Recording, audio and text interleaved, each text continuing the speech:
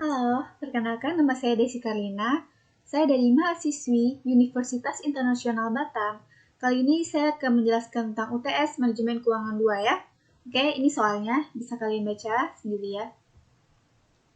Dia ada investmentnya 1.800.000, ada salesnya, selling price, variable cost, sales revenue, variable cost, fixed cost, interest payment, cash flow before tax, ada tax allowance, depreciations, taxable profit,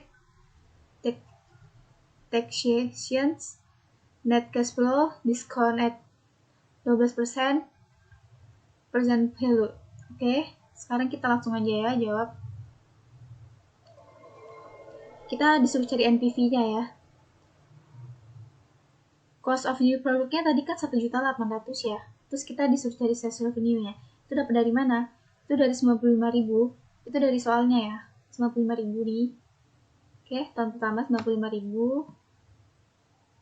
Terus dikalikan 25. Itu dari mana? Ini selling price-nya 25.000. 25. Terus dikali 104,2%. Dikali 1. Yang tahun kedua juga begitu ya. Tahun kedua 100.000 dikali 25 dikali 104,2 dikali 2. Tahun ketiga 150 dikali 26 dikali 104,2 dikali 3. Begitu juga tahun keempat.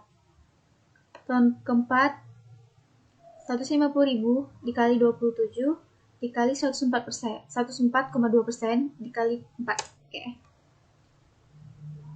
Cara nyari variable cost-nya gimana? Caranya gini. 95 dikali 11. Ini 95 dikali 11 dikali 105% dikali 1. Yang kedua juga gitu. 100.000 dikali 12 dikali 105% dikali 2. Sama yang ketiga juga. Itu 150 dikali 12 dikali 105 dikali 3. Yang keempat juga sama ya. 150.000 dikali 13 dikali 105 dikali 4. Oke. Nih. 150, 12, 150, 13. Contribution margin-nya itu dari mana? Itu dari ini, sales revenue, ditambah variable cost-nya ya. Oke. Fixed cost-nya itu dari mana?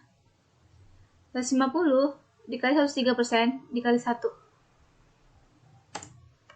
Kalau yang ini 150 dikali 103% dikali 2. Sama semuanya, cuman beda pengaliannya aja. Kalau tahun yang pertama, yang ini ya kali 1, tahun kedua kali 2, tahun ketiga kali 3. Begitu juga seterusnya ya.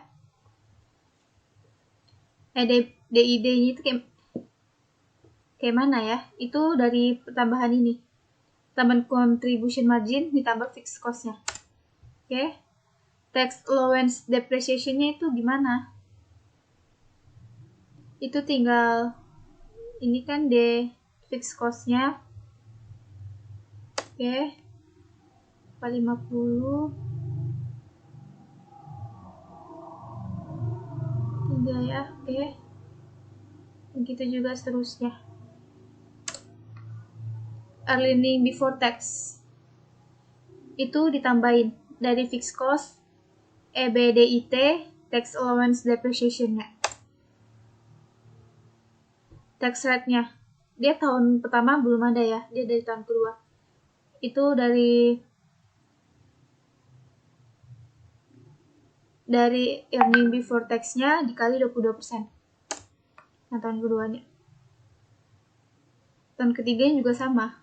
dia dari sini ngambilnya. Tahun kedua dari sini, ketiga, keempat, sama kelima. Terus earning after tax-nya tinggal dikurangin aja. Dari earning before tax-nya dikurang tax rate-nya. Terus add back depreciation. Tinggal dipindahin yang tadi tax allowance depreciation-nya tinggal ditambahin lagi, jadikan positif.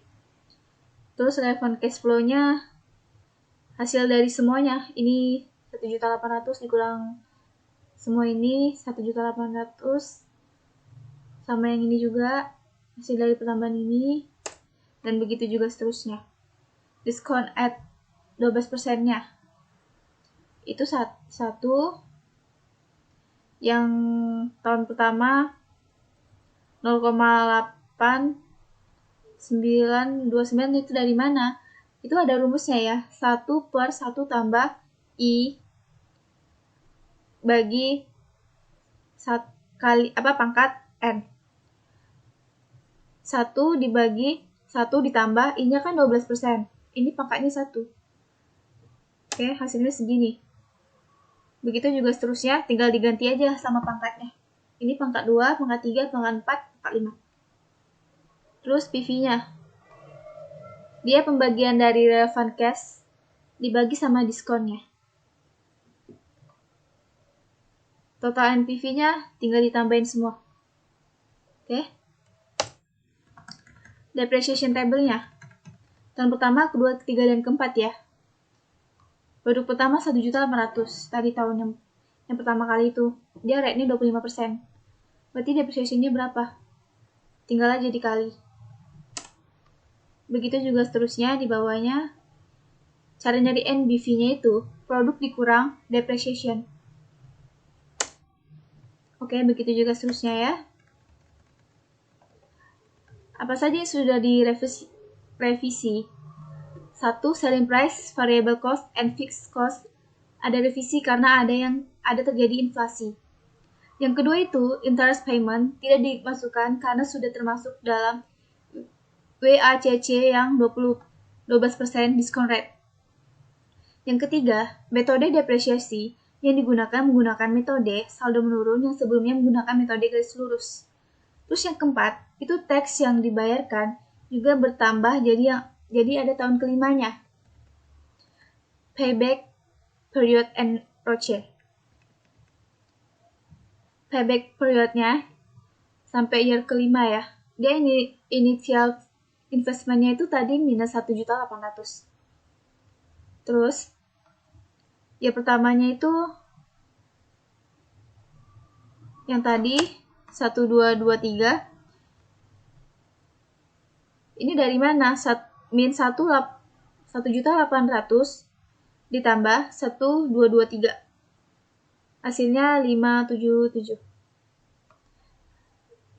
Begitu juga seterusnya. Oke. Ini 1 tahun ini 7 bulan itu kenapa project diterima? Karena hasilnya juga lebih cepat. Sedangkan target yang diinginkan perusahaan adalah 2,5 tahun. Ini baru tahun kedua.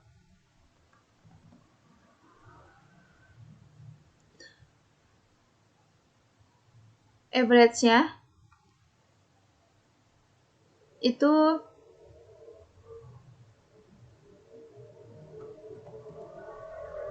tinggal dibagi aja semuanya.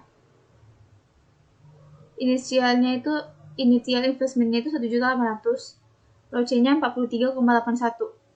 Project diterima karena target yang ditentukan adalah 20%. Ini adalah lebih dari 20% ya. Sekarang sensitivity-nya. NBV cash inflow-nya 2508 550. Sales revenue-nya itu dari sini C6 247475. Oke.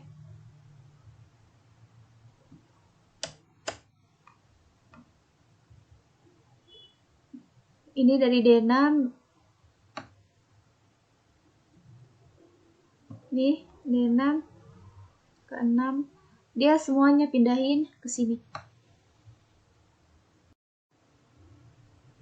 Oke, habis kita pindahin, kita cari PV 12%-nya ya, sama kayak tadi rumusnya. Oke, 3 kali. Yang ini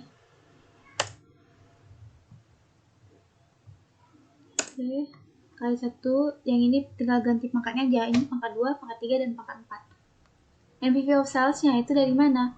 Dari sales revenue dibagi PVEV 12%. Oke. Total NPV-nya tinggal ditambahin aja semuanya. Tax 22% dikali dari total NPV of sales-nya, NPV after tax-nya itu tinggal dikurangin aja. Itu sensitive revenue ya, karena paling sensitif 29,59%. Oke. Sensitivity of initial investment. NPV cash inflow-nya itu dari B54 ya, itu dari dari NPV cash inflow-nya, initial investment-nya tadi 1.800.000. Ini dari NPV cash inflow dibagi initial investment-nya 139,36%. Itu sangat sensitif ya. Oke.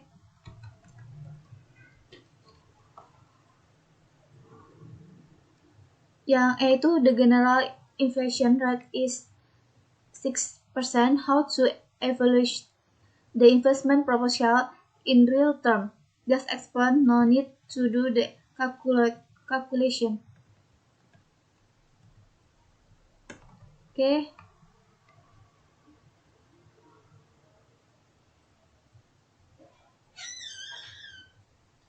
Itu dengan terjadinya inflasi, maka nilai mata uang tersebut akan terus naik. Kenaikan inflasi tersebut akan berpengaruh terhadap peningkatan biaya dan pendapatan kita. Karena itu, manajer memprediksikan kira-kira inflasi akan terjadi berapa persen setiap tahunnya. Dalam mengevaluasi investment proposalnya in real term, maka harus dihitung terlebih dahulu PV dari real cash flow-nya menggunakan rate inflasi. Lalu hitung lagi PV dengan real rate. Oke? Yang V, company may face the capital rationing issue in its investment choice. Why do company face problem of capital rationing? Discuss. Oke, capital rationing adalah kondisi di mana sebuah perusahaan memiliki uang yang terbatas untuk invest ke dalam beberapa proyek yang berpotensi. Karena itu, maka perusahaan membanding-bandingkan proyek yang akan diinvestasi agar dapat mengalokasikan uang secara efektif. Capital rationing dapat terjadi karena faktor internal maupun faktor eksternal. Sekian penjelasan dari saya. Terima kasih.